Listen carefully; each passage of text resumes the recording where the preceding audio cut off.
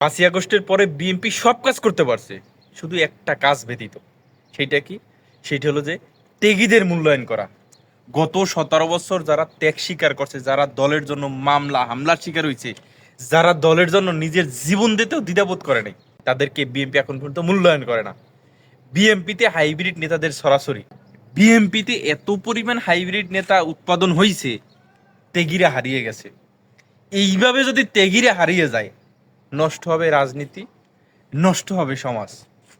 গত 17 বছর যারা ত্যাগ স্বীকার করছে, তাদের প্রাপ্যটুকু যদি তাদেরকে ফিরেই দেওয়া না হয়, তাদের সম্মানটুকু যদি তাদেরকে ফিরেই দেওয়া না হয়, রাজনীতিতে কেউ আসবে না, আসতেও চাইবে না। এমনিতেও ভালো মানুষগুলো রাজনীতিতে আসতে চায় না।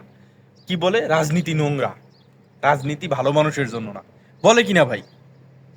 এই জন্য বিএনপির কাছে অনুরোধ থাকবে, যারা ত্যাগী, যারা সৎ, তাদেরকে মূল্যায়ন করেন, তাদেরকে দলের ভালো স্থান দেন। তাদের জন্য দলের নাম সুনাম ভালো হবে।